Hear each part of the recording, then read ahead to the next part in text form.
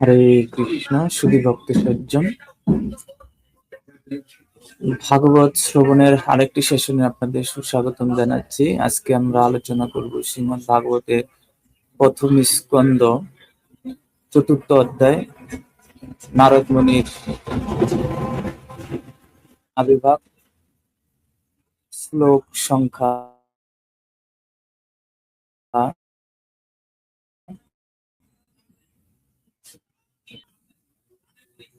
এবং শ্রবণ করুন শ্রীমদ্ ভাগবতের অমীয় কথা। হরে কৃষ্ণ। ওম জ্ঞানাতিমিরান্ধস্য জ্ঞানাঞ্জনশলাকয়া চক্ষুরুন্মিলিतं येन তস্मै শ্রীগুরবে নমঃ। শ্রীচৈতন্যমনাভীষ্টং স্থাপিतं येन भूतले स्वयं रूपं कदा मह्यं ददाति स्वपदान्तिकं। वन्देऽहं श्रीगुरू श्रीयुतपदकमलं श्रीगुरुन् वैष्णवांश्च श्रीरूपं सग्रजातं सहगण रघुनाथान्वितं तं सजीवम् साधूतं सावधूतं परिजनसहितं कृष्ण चैतन्यदेवं श्रीराधा कृष्ण प्रदान सहगण ललिता श्रीविशाखान्वितं च वञ्चाकल्पतरुभ्यश्च कृपा सिन्धुभ्यैव च पतितानां पावनेभ्यो वैष्णवेभ्यो नमो नमः। नमो विष्णुपदाय कृष्णपृष्ठाय भूतले श्रीमते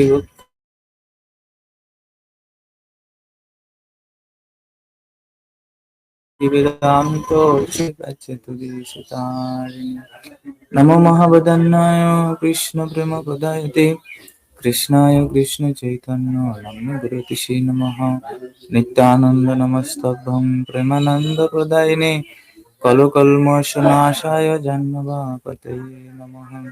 हरे कृष्ण करुणा सिन्धु दीनबन्धु जगत्पते गोपेश गोपिकान्त राधाकान्त नमस्तुते। तप्त कंचन गौरांगी राधे वृंदावनेश्वरी वृषभानुसुते देवी प्रणमामि हरिप्रिये। नीलाचल निवासाय नित्याय परमात्मने बलभद्र सुभद्रा वन्दे नाथाय ते नमः। जय श्री कृष्ण चैतन्य प्रभु नित्यानंद श्री अद्वैत गदाधर शिवासादि गौरभक्तवृंद। हरे कृष्ण कृष्ण कृष्ण हरे हरे, हरे राम हरे हरे। ओम नमो भगवते वासुदेवाय, ओम नमो भगवते वासुदेवाय, ओम नमो भगवते वासुदेवाय। नारायणं नमस्कृतं नरं चैव नरोत्तमं देवीं सरस्वती व्यासं ततो जयमुदीरये।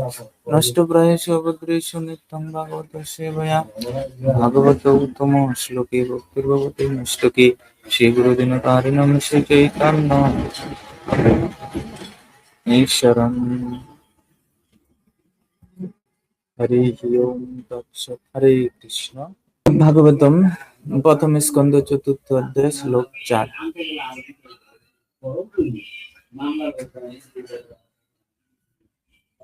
তস্য পুত্র মহাযোগী সমুদ্রী নির্বিকল্পকঃ একান্তমতির্নিদ্র গুরুমূঢ়। তস্য তার পুত্র মহাযোগী মহান ভক্ত সমুদ্রিক সমুদ্রষ্টা নির্বিকল্পকঃ পরমদ্বৈতবাদী একান্তমতি একাগ্রচিত্ত উন্নিদ্রঃ যিনি অজ্ঞানের অন্ধকার অতিক্রম করেছেন। গুরুঃ অপ্রকাশিত, মূঢ়ঃ মূঢ়, ইবঃ এইরূপ ইয়তে প্রতিভাত হয়। অনুবাদ।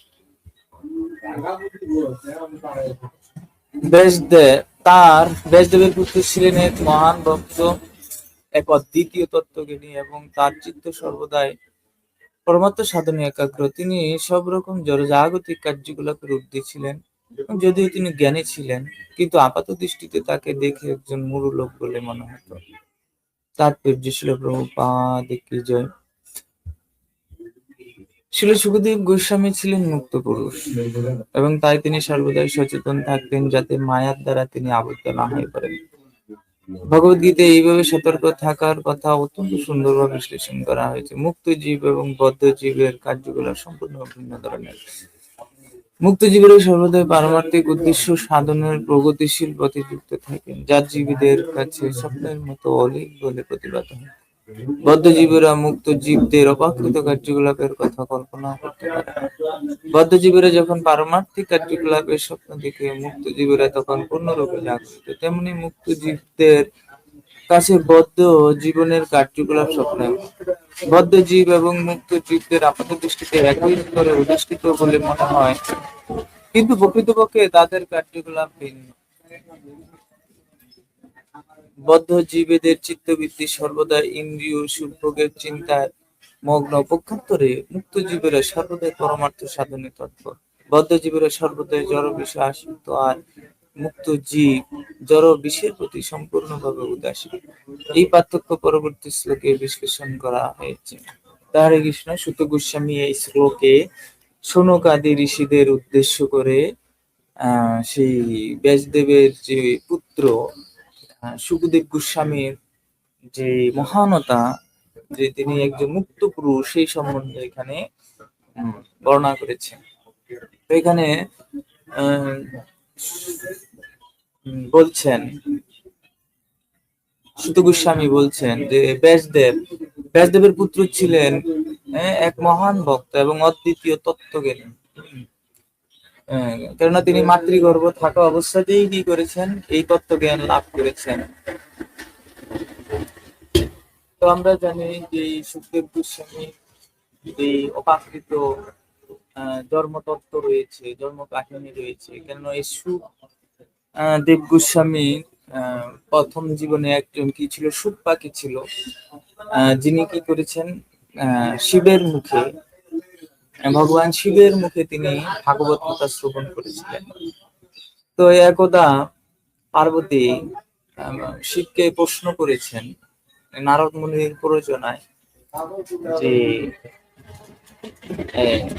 শিবের গলায় একটি মুন্ডমালা রয়েছে। তো একদা নারদ মুনি পার্বতীকে পরিচিত করেন যে এই মুন্ডমালাটা কিসের, আপনি শিবকে জিজ্ঞাসা করুন। তখন এই পার্বতী দেবী শিবকে জিজ্ঞাসা করে যে আপনার এই যে গলায় মুন্ডমালা, সেই মালাটাই কিসের? তখন শিব পার্বতীকে উত্তর দেন যে এই মুন্ডমালা হচ্ছে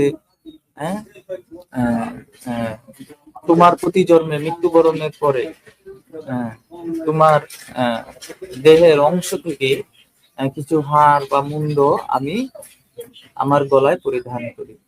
এই মুন্ডমালা, হাড়ের মালাটা হচ্ছে তোমার জন্মের সাক্ষী, তোমার কতবার এই জগতে জন্ম হয়েছে, কতবার তোমার মৃত্যু হয়েছে, সেই সাক্ষী।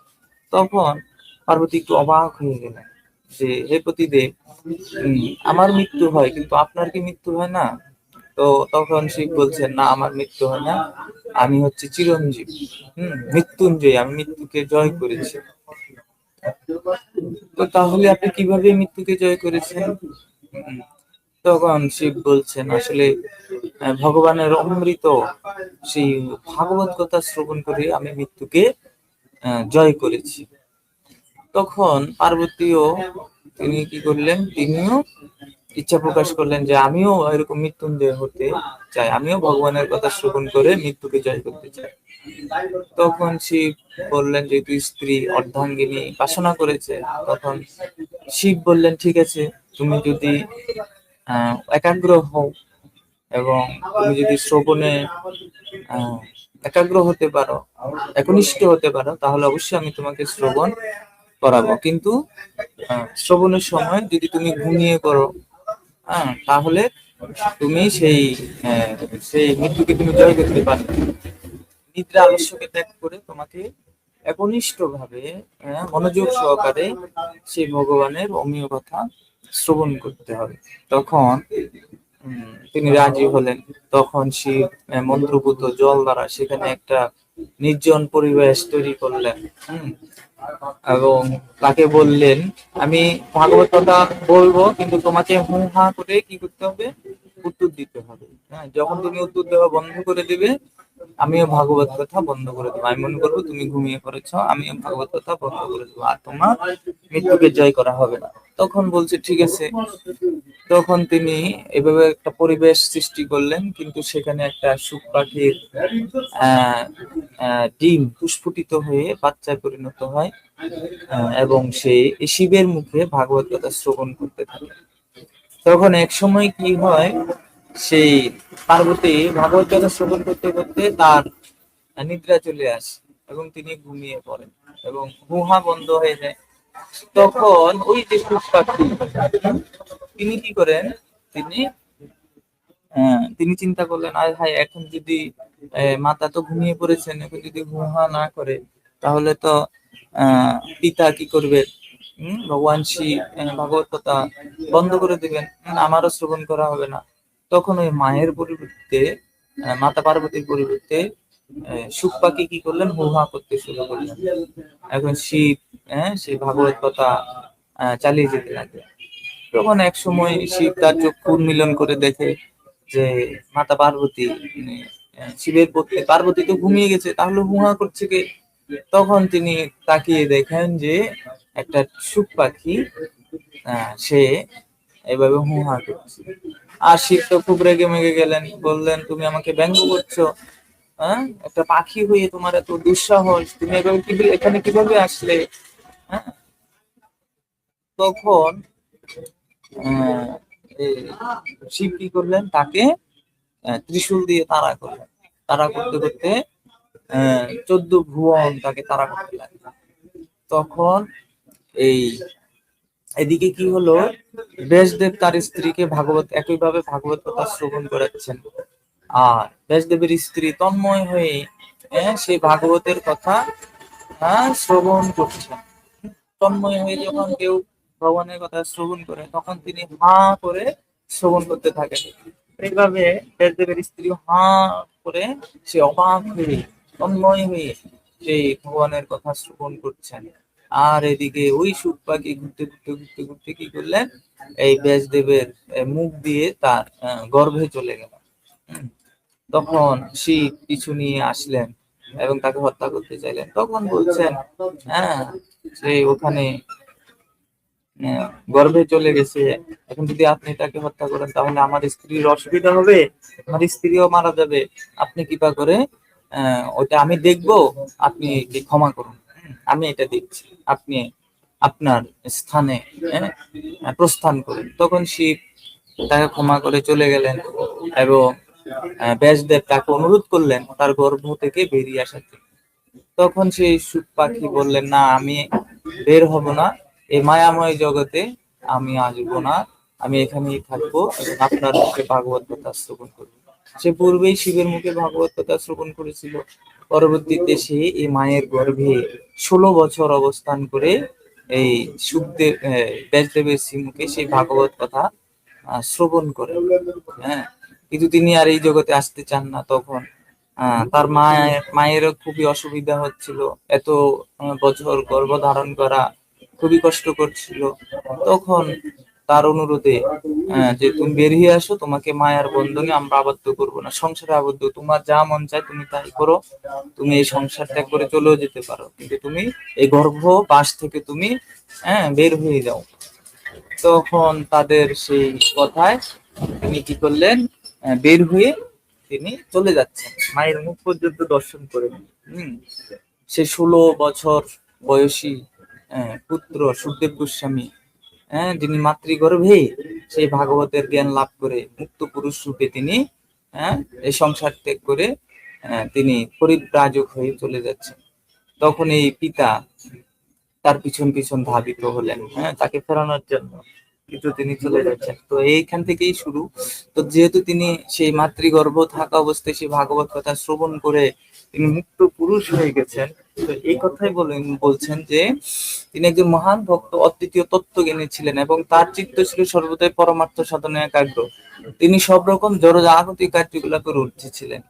যদিও তিনি জ্ঞানী ছিলেন, কিন্তু আপাত দৃষ্টিতে তাকে দেখে একজন মূঢ় লোক বলে মনে হয়। তো এরকম যারা ভক্ত, মহান ভক্ত, তারা চুপচাপ থাকেন, অল্প ভাষী হন, সহজে কথা বললেন না, যদি কথা বলেন কৃষ্ণ কথা ব্যতীত মুক্ত পুরুষ আর কোনো কথা বলেন না, জাগতিক কোনো বিষয়ে তাদের কোনো ইন্টারেস্ট থাকে না।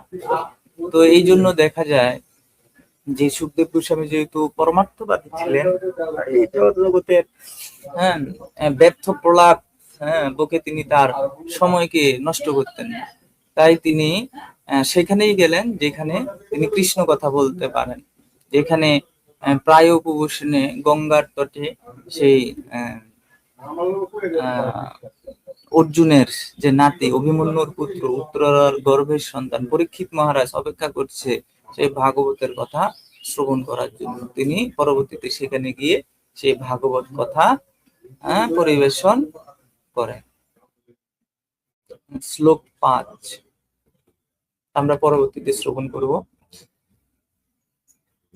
দৃষ্টানুয়ান্তম ঋষিম আত্মজম অপিনগ্নম দেব্যহিয়া পরিদদূর্ণ সুতস্য চিত্র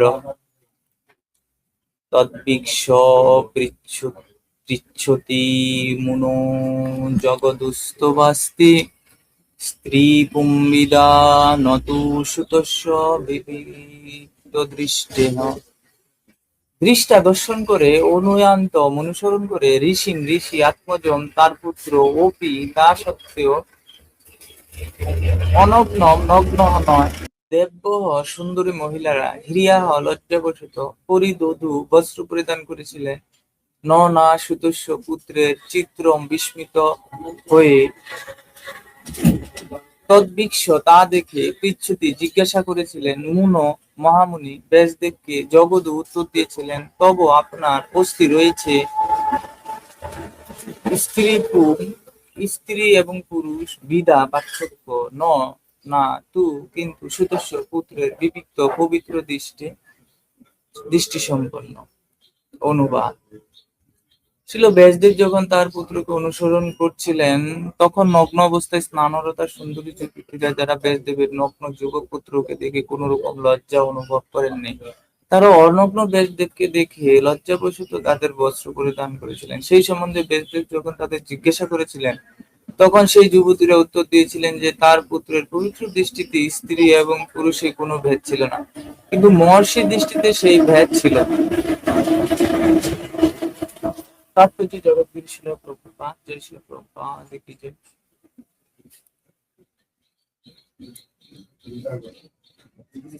ভগবদ গীতায় পঞ্চম অধ্যায়ের 18 শ্লোকে বলা হয়েছে যে তত্ত্বজ্ঞানী ঋষি তার আধ্যাত্মিক দর্শনে বিদ্যা বিনয় সম্পন্ন ব্রাহ্মণ, চন্ডাল, কুকুর, গাভী এবং হস্তি এদের সকলকেই সমদৃষ্টিতে দর্শন করে।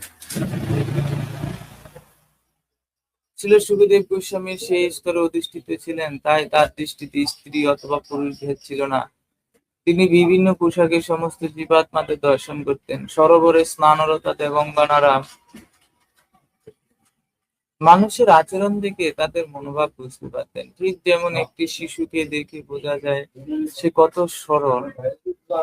সুখদেব গোস্বামী ছিলেন 16 বছর বয়স্ক বালক, তাই তার দেহের প্রতিটি অঙ্গ সুগঠিত ছিল। তিনি নগ্ন ছিলেন, দেবঙ্গনারাও নগ্ন ছিলেন, কিন্তু যেহেতু সুখদেব গোস্বামীর চিত্তে আমভাবের লেশমাত্র ছিল না, তাই তার আচরণ ছিল অত্যন্ত সরল।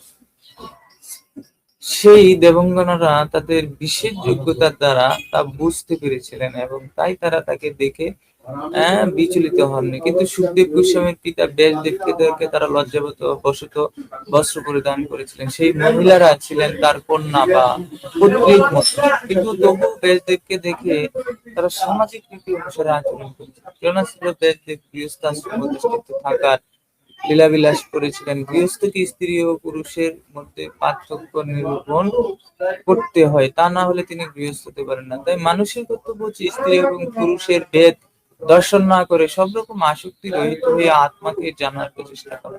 যতক্ষণ পর্যন্ত না এই ভেদজ্ঞান থাকে ততক্ষণ পর্যন্ত সুখদেব গোস্বামীর মতো সন্ন্যাসী হওয়ার চেষ্টা করা উচিত নয়। অন্তত তত্ত্বগতভাবে সচেতন হওয়া উচিত যে জীব স্ত্রী অথবা পুরুষ কোনটিই নয়। প্রকৃতির দেওয়া বাইরের পোশাক রূপী জড় দেহটি স্ত্রী বা পুরুষ রূপ ধারণ করে যৌন আবেদন দ্বারা পরস্পরকে আকৃষ্ট করে জড়জগতের বন্ধনে আবদ্ধ হয়ে পড়ে। মুক্ত পুরুষ এই ধরনের বিকৃত ভেদজ্ঞানের হ্যাঁ রুফা কয়টা 120টা হ্যাঁ,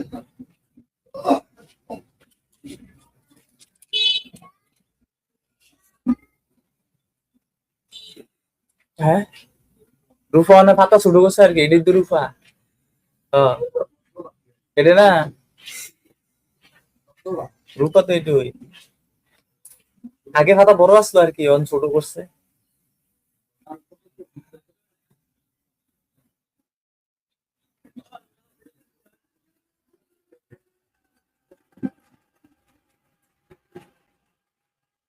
যতক্ষণ পর্যন্ত এই বেদজ্ঞান থাকে ততক্ষণ সুখদেব গোস্বামীর মতো সন্ন্যাসী হওয়ার চেষ্টা করা উচিত নয়। অন্তত তত্ত্বগতভাবে সচেতন হওয়া উচিত যে জীব স্ত্রী অথবা পুরুষ কোনটি নয়, প্রকৃতির দেওয়া বাইরের পোশাক।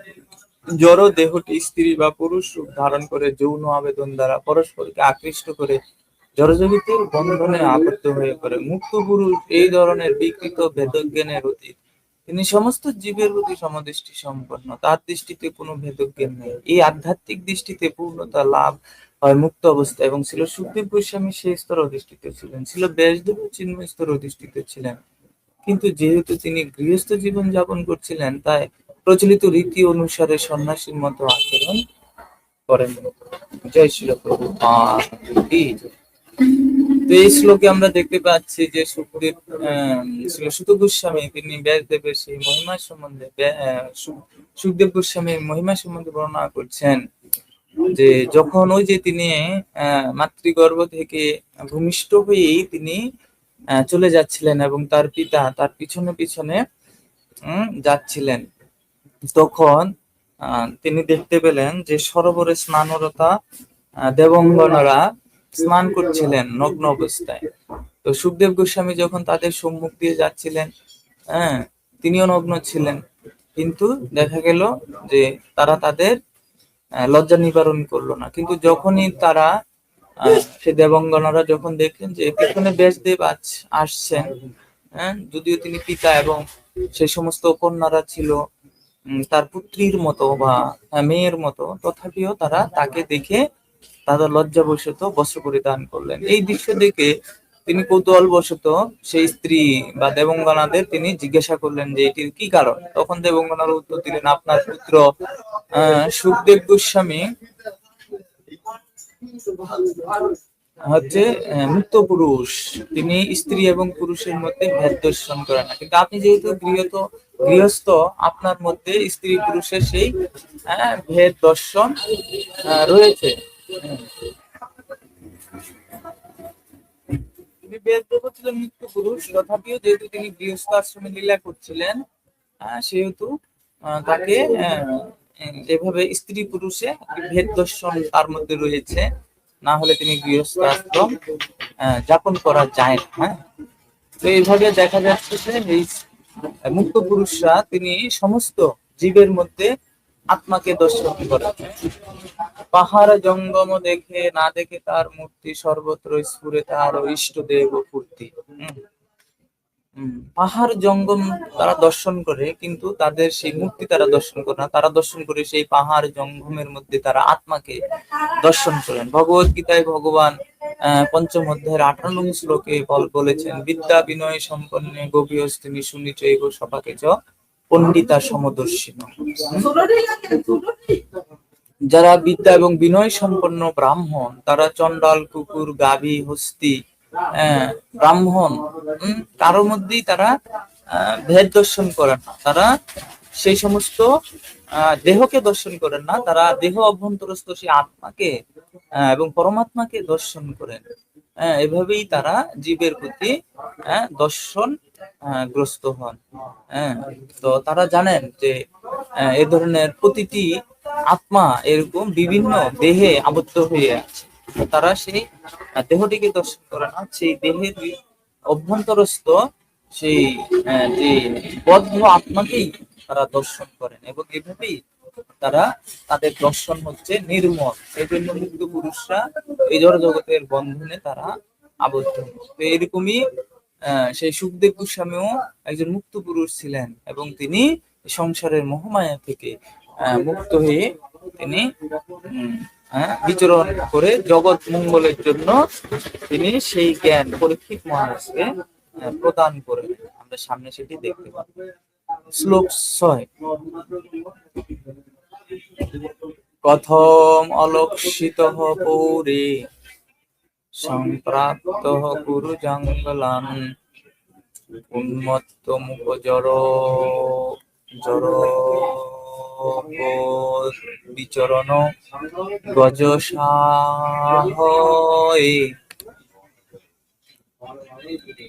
অনুবাদ: কুরু এবং জাঙ্গল প্রদেশে উন্মাদ মুখ ও জ্বরের মতো বিচরণ করে তিনি যখন হস্তিনাপুর আধুনিক দিল্লি নগরে প্রবেশ করলেন, তখন পুরবাসীরা ব্যাসদেব নয় ছিল সুখদেব গোস্বামী কিভাবে চিনতে পারলেন? তাৎপর্য: আধুনিক দিল্লি নগরী পূর্বে হস্তিনাপুর নামে পরিচিত ছিল, কেননা মহারাজ হস্তি সেই নগর প্রতিষ্ঠা করেছিলেন। সুখদেব গোস্বামী তার পিত্রালয় পরিত্যাগ করার পর উন্মাদের মতো ইতস্তত বিচরণ করেছিলেন এবং তাই পুরো বাসীদের পক্ষে তার অতি উন্নত অবস্থার কথা বুঝতে পারা অত্যন্ত কঠিন ছিল। চোখ দিয়ে দেখে সাধুকে চেনা যায় না, তাকে চিনতে হয় তার মুখনিঃসৃত বাণী শ্রবণ করে। তাই চোখ দিয়ে দর্শন করার জন্য কোনো সাধু বা মহাত্মার কাছে যাওয়া উচিত নয়, তার কাছে যাওয়া উচিত তার মুখের কথা শোনার জন্য। কেউ যদি সাধুর উপদেশ শুনতে প্রস্তুত না থাকে, তাহলে কেবল সাধুকে দর্শন করে কোনো লাভ। সুখদেব গোস্বামী ছিলেন পরমেশ্বর ভগবানের অপাকৃত লীলা বিলাসের কাহিনী বর্ণনের সক্ষম সাধু। তিনি জনসাধারণের মনোরঞ্জনের কোন রকম প্রয়াস করেননি। তাকে চেনা গিয়েছিল যখন তিনি শ্রীমদ ভাগবতের কীর্তন করতে শুরু করেন। তিনি জাদুকরের ভেলকিবাজি দেখাবার প্রচেষ্টা করেননি। বাহ্যিক দৃষ্টিতে তাকে দেখে মনে হয়েছিল যেন জড় মুখ এক উন্মাদ, কিন্তু প্রকৃতপক্ষে তিনি ছিলেন সর্বশ্রেষ্ঠ মহাত্মা। শ্লোক 7। কথং বা পাণ্ডবেয়স্য রাজর্ষি মুনিনা সহ সংবাদঃ সমবুদ্ধাত যৈত্রেশা শাক্রতি শ্রুতিঃ। অনুবাদ: কিভাবে মহারাজ পরীক্ষিতের সঙ্গে এক মহর্ষির সাক্ষাৎ হলো, যার ফলে সমস্ত বেদের অপাকৃত নির্যাস শ্রীমদ ভাগবত তার কাছে কীর্তিত হয়েছিল। তাৎপর্য: শ্রীমদ ভাগবতকে এখানে সমস্ত বেদের নির্যাস বলে বর্ণনা করা হয়েছে। শ্রীমদ ভাগবত কোনো মন গড়া অলি কল্পনা নয়, যা কখনো কখনো অল্পজ্ঞ মানুষেরা মনে করেছে। তাকে বলা হয় শুক সংহিতা অথবা মহর্ষি সুখদেব গোস্বামীর মুখ নিঃসৃত বৈদিক মন্ত্র। শ্লোক 8। স্বগোদহনমাত্রম হি গৃহেষু গৃহমেদিনাম অবেক্ষতে মহাভাগস্কৃতি পূর্বং তদাশ্রমম।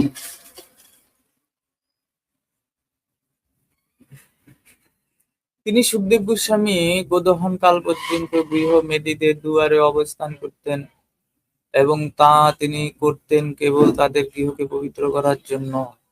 তাৎপর্য: সুখদেব গোস্বামী মহারাজ পরীক্ষিতের সঙ্গে সাক্ষাৎ করে তাকে শ্রীমদ ভাগবতের তত্ত্ব বিশ্লেষণ করে শুনিয়েছিলেন। তিনি কোনো গৃহস্থের গৃহে 8 ঘন্টার বেশি গোদহন করার জন্য যতটুকু সময় লাগে অবস্থান করতেন না, এবং তিনি ভাগ্যবান গৃহস্থদের কাছ থেকে ভিক্ষা গ্রহণ করতেন। তা তিনি করতেন তার পবিত্র উপস্থিতির দ্বারা তাদের গৃহকে পবিত্র করার জন্য। তাই সুখদেব গোস্বামী হচ্ছেন অপাকৃত স্তরে অধিষ্ঠিত আদর্শ প্রচারক, যারা সন্ন্যাস আশ্রম গ্রহণ করেছেন এবং ভগবানের বাণী প্রচার করার ব্রত গ্রহণ করেছেন। সুখদেব গোস্বামীর আচরণ থেকে তাদের এই শিক্ষা লাভ করা উচিত যে দিব্য জ্ঞান দান করা ছাড়া গৃহস্থদের গৃহে তাদের করণীয় আর কিছু নয়। তাদের গৃহকে পবিত্র করার উদ্দেশ্যে কেবল গৃহস্থদের কাছ থেকে শিক্ষা গ্রহণ করা উচিত। যারা সন্ন্যাসাশ্রম গ্রহণ করেছেন তাদের কখনোই গৃহস্থদের জাগতিক ঐশ্বর্যের চাকচিক্য দর্শন করে মোহিত হওয়া উচিত নয় এবং এইভাবে বিষয়ীদের অনুগত হয়ে পড়া উচিত নয়। যিনি সন্ন্যাসাশ্রম গ্রহণ করেছেন তার পক্ষে তা বিষ পান করা অথবা আত্মহত্যা করার সমতুল্য। শ্লোক 9।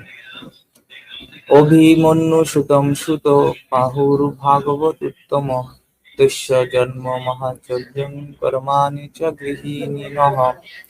অভিমন্যু সুতম, অভিমন্যুর পুত্র সুত, হে সুত, প্রাহু কথিত আছে ভাগবত উত্তমম, পরমেশ্বর ভগবানের উত্তম ভক্ত, তস্য তার জন্ম জন্ম, মহাচর্য অত্যন্ত আশ্চর্যজনক, কর্মে কার্যকলাপ চ এবং গৃহিণী দয়া করে বলুন ন আমাদের কথিত আছে যে অনুবাদ।